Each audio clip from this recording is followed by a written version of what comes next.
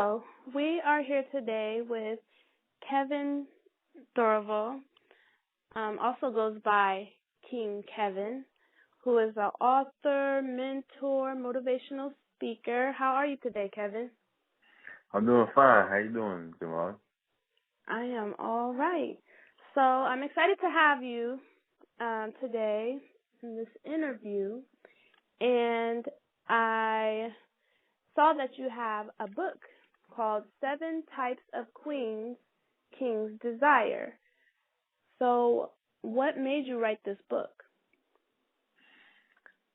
It's a very interesting story because it came from a heartache, a heartbreak. A young woman I was dating, broke my heart, and I was very, much in pain. But I recovered from that. So instead of being depressed, eventually I snapped out of it, and I was already working on another book, which was going to be a dating book, like a Christian dating book. And I just changed the premise behind the book. Instead of just dating, people that's trying to date without having sex, before marriage. And, other things as well, some dating tips, relationship tips.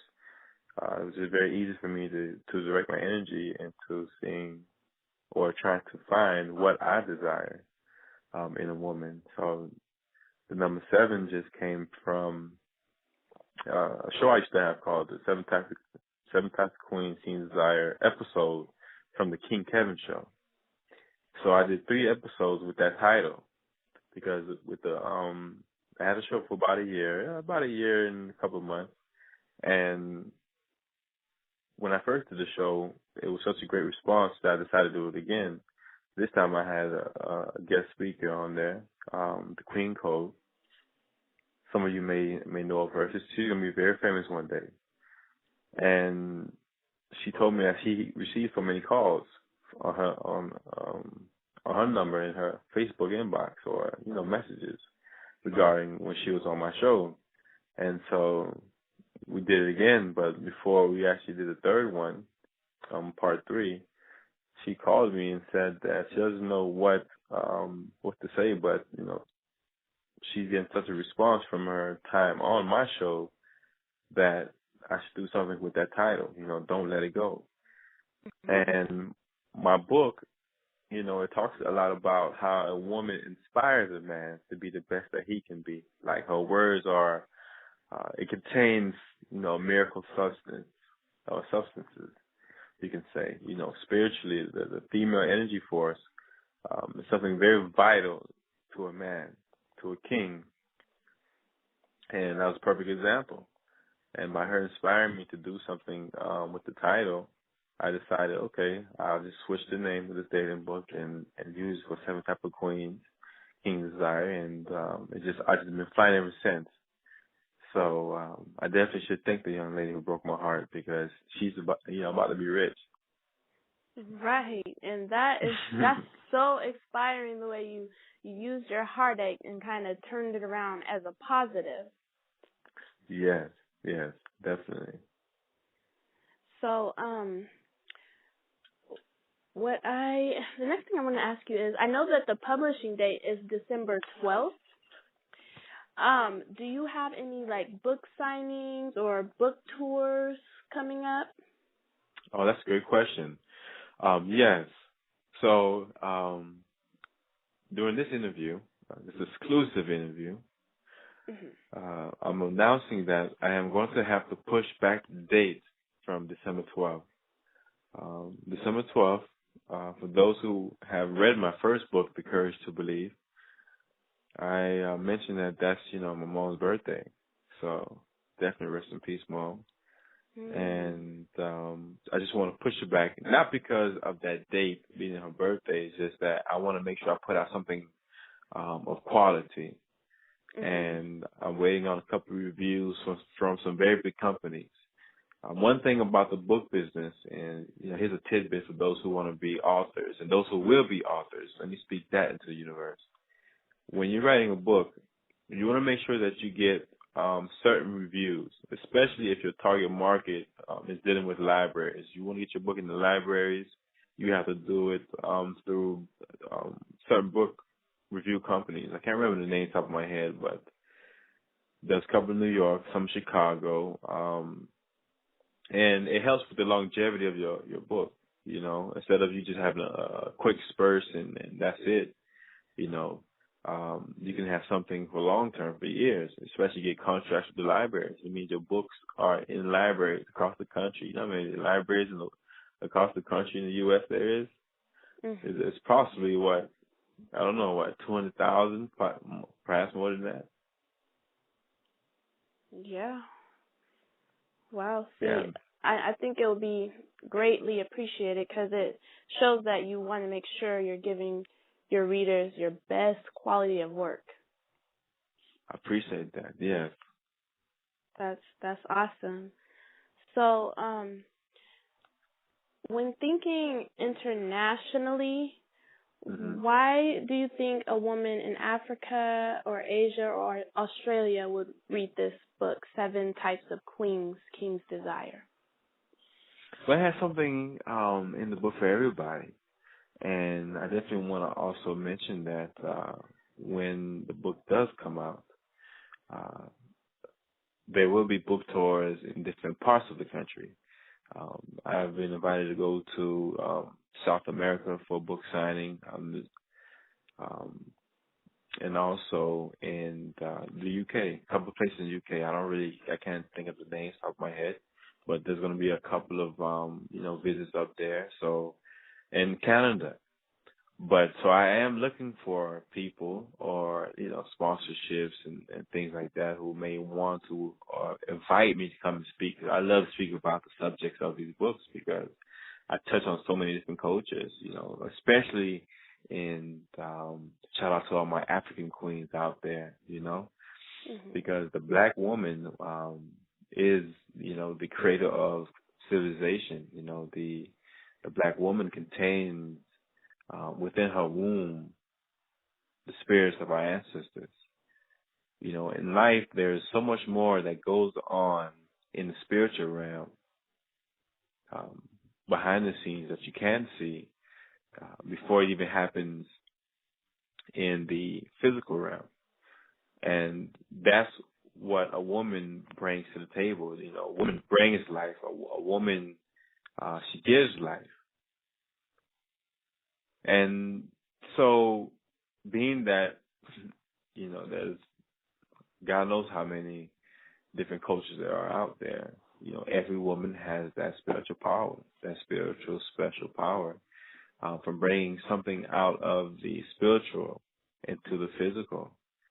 And that's what makes men and women perfect for each other. We need each other.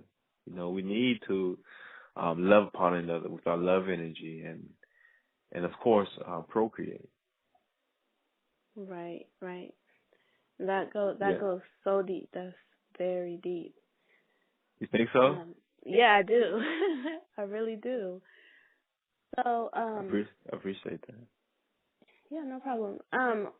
What do you hope to accomplish with writing this book? Going back into my discussion about women and queens, as a matter of fact, mother means queen. In many African civilizations, that's what it means. And a man cannot become a king without being enthroned by a woman. She has to crown him. A queen will have to crown him in order for him to be a man to become a king, and that speaks volume because if we can't, let me not say that, when we eventually do, when we wake up our young queens, our older queens, and they understand how much power or how beautiful they are, how powerful they are, then they will be able to share that love or share in that energy to the men.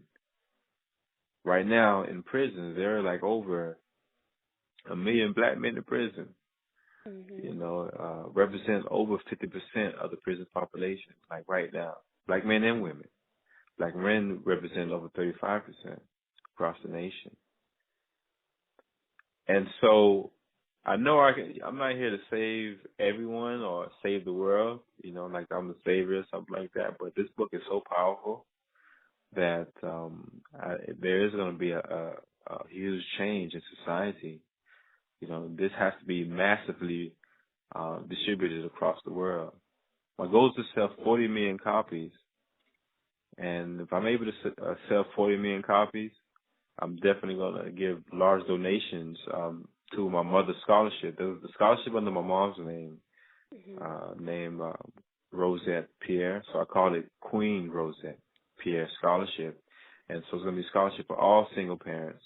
Because when mom was in her, 30s and 40s, when she was trying to go to school, she couldn't go to school, because she couldn't get a babysitter for us, 5 siblings. And she's a big inspiration to me because, not just to me, but my siblings as well. So shout out to everybody. I'm the second born king of 5. She had 4 boys and 1 girl. My sister was the second to last. And she bought me a typewriter when I was in the 4th grade. And by buying that typewriter, she planted a seed. It was something about my mom that, as a queen mother God, and I'm going to get into that in a second too.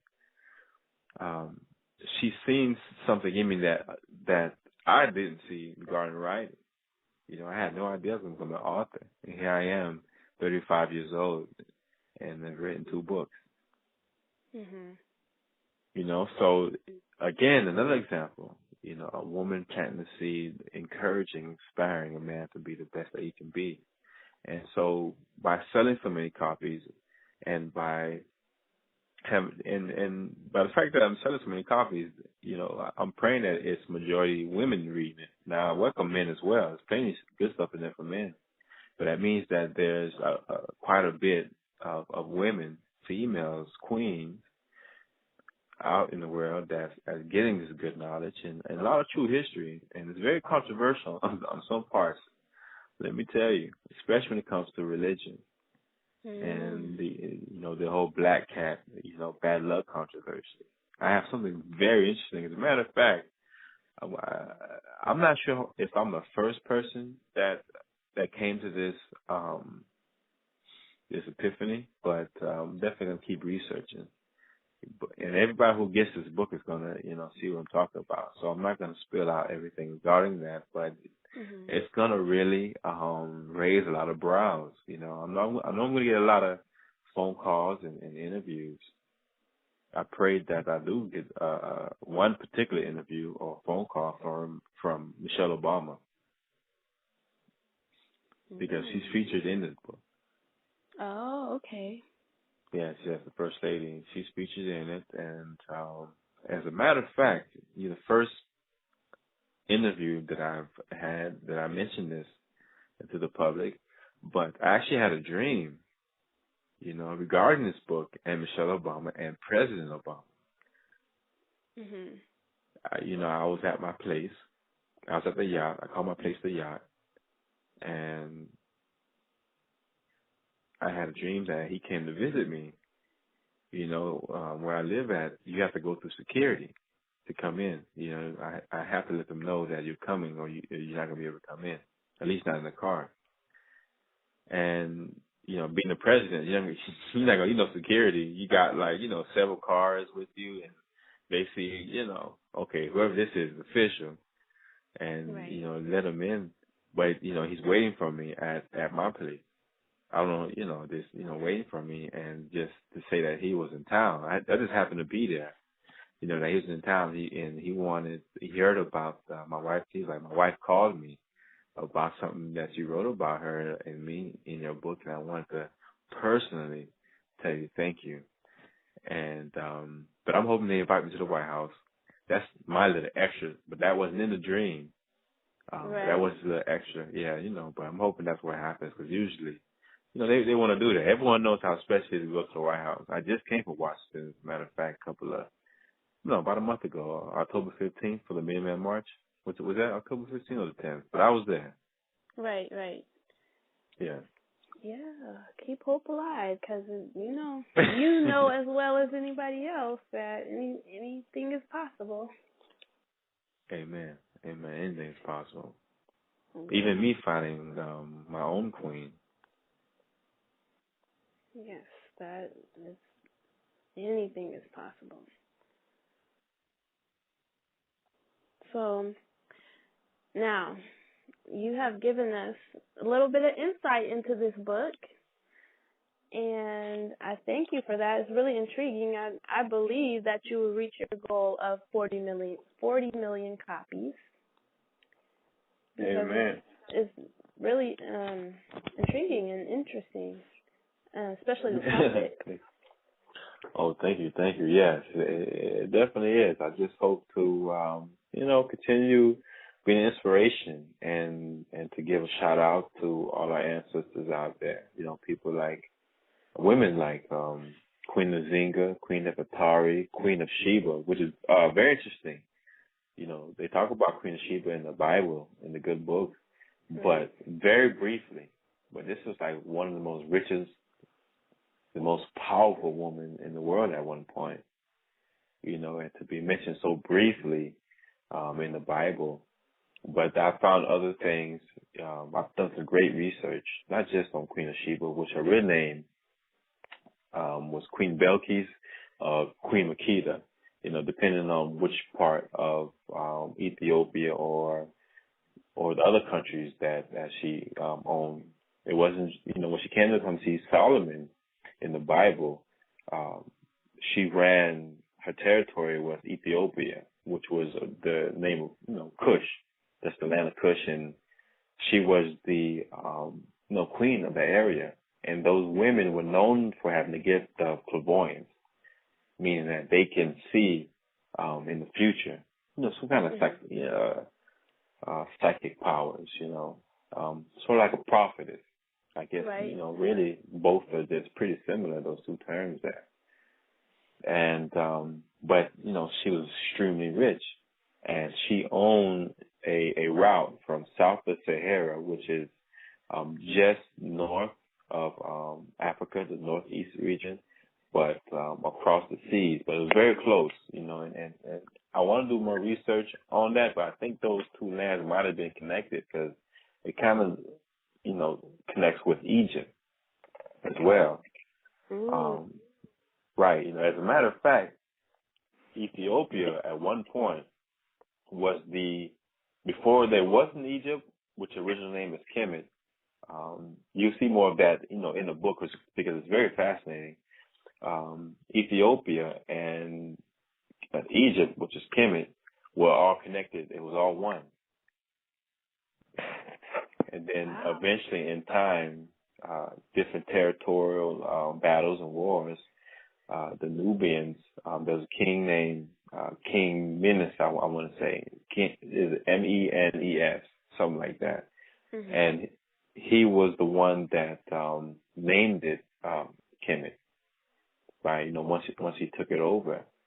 And it's very interesting, the queen that he had on his side and the different queens throughout ancient Africa or even Asia. But the women that they had beside them, and it makes perfect sense because besides every great man, there's an outstanding woman. Right. She's that wisdom. She represents that spirit. That upper, what they call Dr. Moami Anu. She's like a Pan-Africanist. She has this term called oppositional unity. That was the one thing that made relationships very beneficial because it isn't about males and females fighting each other, the masculine and feminine energy fighting each other.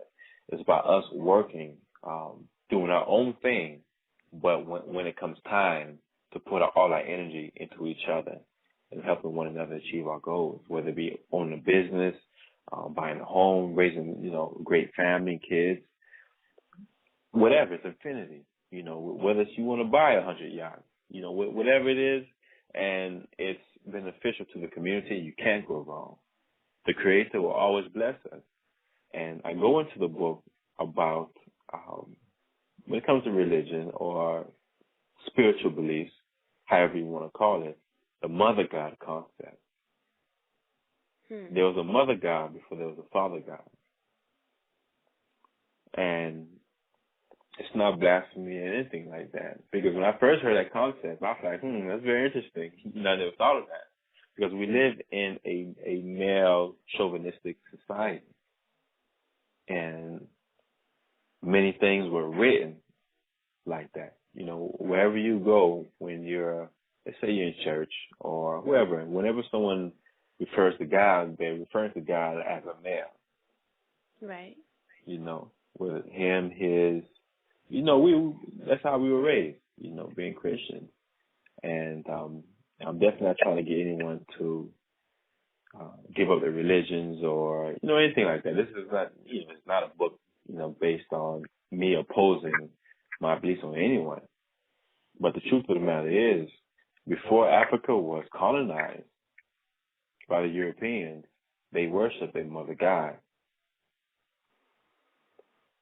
And they believed that there were also a father God principle, you know, masculine and feminine energy, because that's the natural order. You know, it's a woman that can give life. A woman gives life and she creates life, like I said earlier. And that's very powerful. A man cannot make a woman, and a man definitely can't make a man. But a woman can make a woman and a man. So we had different beliefs all throughout the world. You know, people had different beliefs about the Creator. But I just, you know, want to get people conscious and aware of, you know, some of the, you know, the truths that are out there. And I think instead of, you know, hiding behind these facades, you know, hiding behind these holidays, a lot of these holidays as well, will definitely flip your mind or flip your enjoyment about them. You know, all the pagan holidays. Mm-hmm. And the reason why I mentioned that is because, you know, there are some, you know, religious points of views or things that will be debunked once you find out how much of a role women played in everything. Mm-hmm. You know, and and it's time for us to get back on our feet and, you know, take back over our society, our communities, and get more love out there. And I truly believe that it's going to have to take, you know, the truth in many things and building better relationships, you know, with each other as ladies and gentlemen and women and men, just being able to live and coexist and to raise our children, because our children need that image, you know, that the image of their mother and father together, you know, seeing them kiss, you know, that in itself is powerful, especially, and you know it's powerful because once you don't see it anymore and you've been conditioned and, you know, you used to see that on regular, and then all of a sudden you don't see it anymore, you're going to notice that. Right. You know, that image, you know, seeing that picture on the wall of your mom or dad, you know, in a picture frame, like you're going to notice that that's not there. You know what I'm saying? It drew you, it drew you in spiritually. And so if I'm able to get all these people to read this book and you definitely go to my website, 7queens7kings.com or KevinDorival.com. Definitely on Twitter and all that good stuff. You get more information towards the end of the show. I know you asked me, you know, how people can contact me. But by me being able to get more and more relationships better and for the long run, because if we don't do that, if I don't play my role, and this is what the Creator, this is what God put in my spirit, to come out with something that can help heal the wounds of the world, and I'm just I'm honored to have been given this idea to pursue, and I just think I'm going to really make a great impact on society as a whole. Right. So it's like it sounds like it's kind of about unity and family structure, community structure, just getting back to unity. Yes, Yeah. unity and discussing the 7 types of women that are featured in the book. Mm-hmm. Right. That is awesome.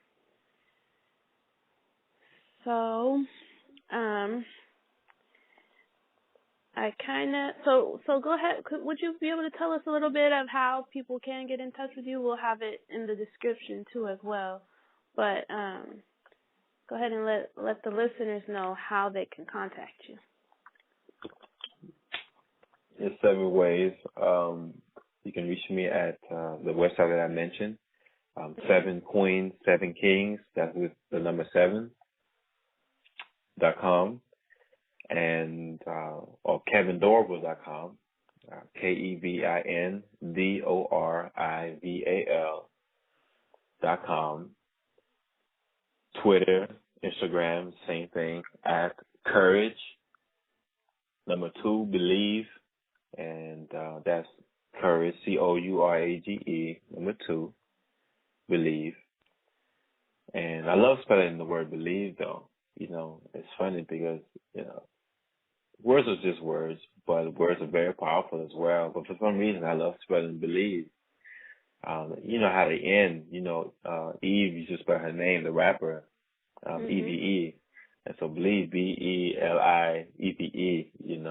I just love the way it sounds coming out out of my mouth.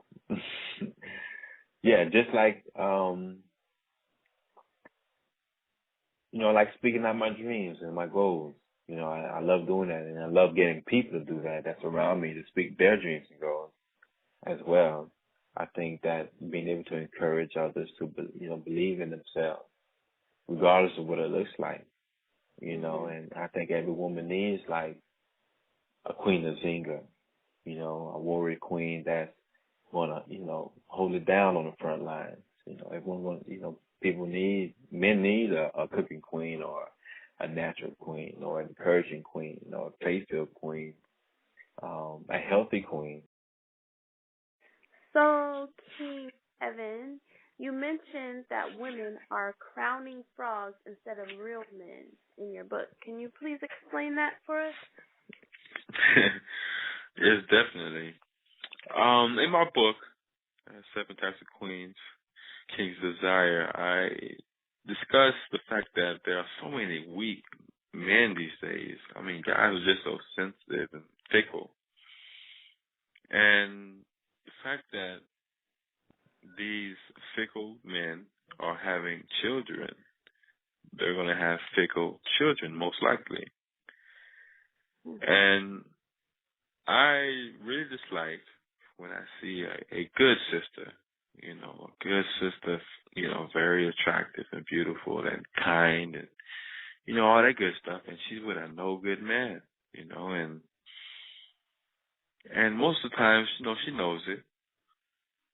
But if she was able to get with a real man, and who could really appreciate her and do her right, and then they're gonna have some great children. Most likely, because there's gonna be like righteous love, love from love in the home and raising the children in most cases. And that's what I mean by women kissing these frogs, and just get stuck, with these foul men. And there are so many good guys out there. And believe me, just like it's very frustrating for a woman to find a good man, it's extremely frustrating for a good man to find a good woman, because there's a lot more women in society than there are men. I don't know the exact numbers, but in many cultures and many civilizations and societies around the world, even today, the population is usually more women, because guys die earlier which is, proven because we take a lot more risk. We're out there more active in many cases, and that means our lives are placed at risk as well. Mhm. Mhm. Wow. So it seems like maybe some women crown the frogs, hoping that they will turn into a prince.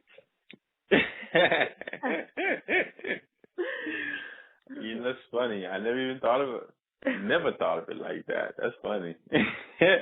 You're right. Hey, caught up in that fantasy world, So, I guess I may take a little bit of that fantasy out, but make it to a reality, because there's some great women out there. So go ahead. Yeah, bring it back to reality, huh? Yeah, bring it back to reality, because the reality is where we live. We don't live in fantasy. We live in reality. And I just want to, I guess, raise the standard a little, because we see how women are being degraded or degrading themselves on social media, all sorts of media, from television to internet, seriously bad on social media. Even Instagram. Instagram is like a porn right now, Yeah. and a lot of times, it shows everything, and Facebook, and they kind of hide it, but Instagram is all the way live, and this is the society we live in, because we've had having children,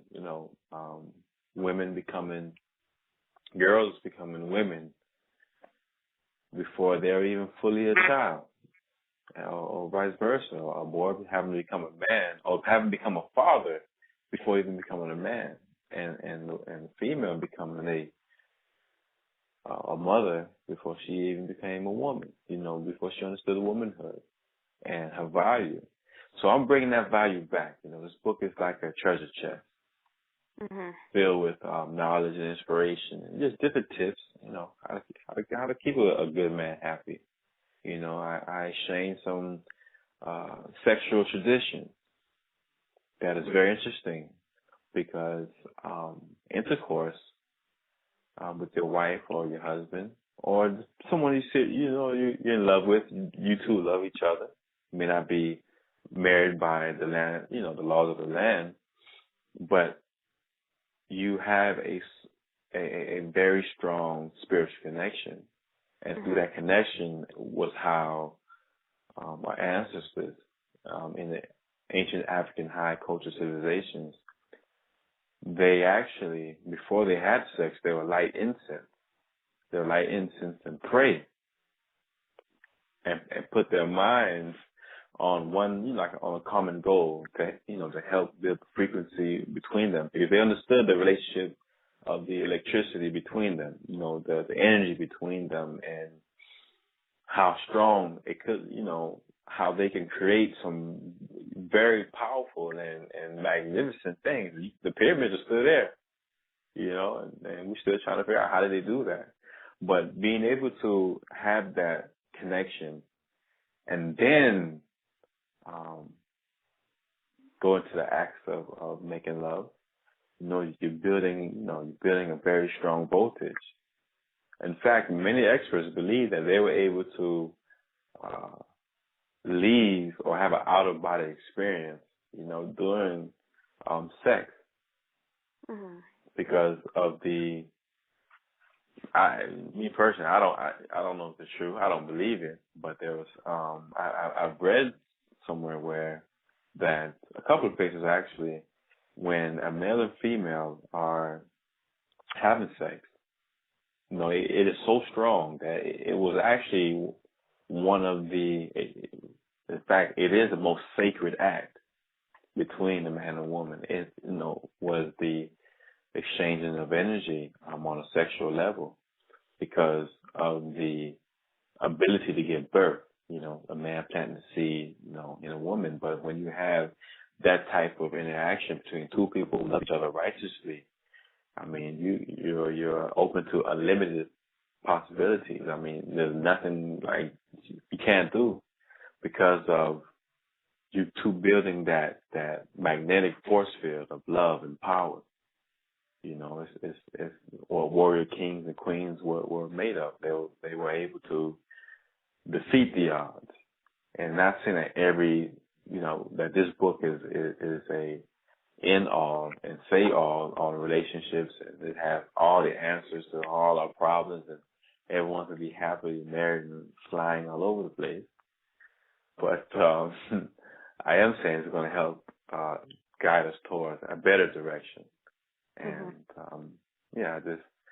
I hope everyone really enjoys it. And I'd love to say more, but check out my videos. And then you keep us posted on the publishing date. Oh, yes. Well, February 7th is the official date. Oh, fabulous. But I wanted to have the book out for pre-orders. So I would have everyone who pre-orders the book. It's only $9.99 now, but it's going to be like $20. I was going to raise it to $25, but I want to be realistic since it's my first book. Well, my first book on this topic. It's going to be $20 once the book is released. So I definitely plan on doing some big things and supporting, women and girls in different countries, boys as well. I do have a nonprofit. It's a team of us, but this is something that I started years ago as a mentor. It's called Courage to Believe International. And you can go to thecouragetobelieve.com to find out. We have a chess mentoring program where we help at-risk youth learn how to play chess. And we also integrated life skills in between. So we're waiting on some funding to get materials and support to actually host this chess program year-round. But now we just do it in a month or 6-week increments. And I'm just thankful. I'm definitely one of those real ones that are still alive who survived many battles and wars. Literally, in the streets and in the corporate world. I've definitely paid my dues and been blessed to have been taught by some of the best and smartest and wisest people in South Florida and different parts of the world who sold and believed in me.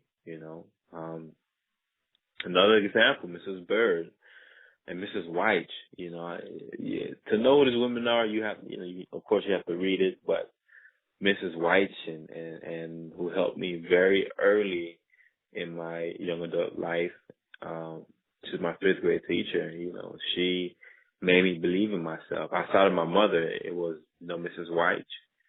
She was a black lady who, we were first class.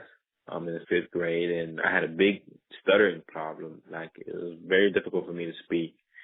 But she helped me oversee that, but not just, verbally, but mentally as well. I got honor roll all throughout the year. I never had honor roll before, and that was my 5th grade year. So it just goes to show how much when people believe in you, especially when it comes from a woman, a goddess, empress, queen, it's a different type of energy. And the blessing about it is that a woman, she can also just bless herself. A woman understands her power is a very powerful woman, and she has a great heart. Not only will she be blessed, but, she literally bless her whole community, and that's what it's about. And by doing so, she's going to bless her king and have him holding down the fort, protecting the home, the one big missing component in society today, is having a man home. I mentioned there's over a million black men in prison now. Imagine a million black men feeling good about themselves and being productive and supporting and supplying for his family. And the woman she's doing the same thing. The queen is holding it down herself and doing her motherly thing and nurturing thing in the home. The better the homes, the better community, the better the cities, the better the states, we as a nation, So it's all like a domino effect. But instead of the dominoes falling down, they're rising, and that's what I'm after, So yes, there's the name King Kevin. It definitely fits me because my heart is definitely for the world. That is awesome. Well, thanks for coming on today and giving us the scoop and the inside about your book, 7 Types of Queens, King's Desire.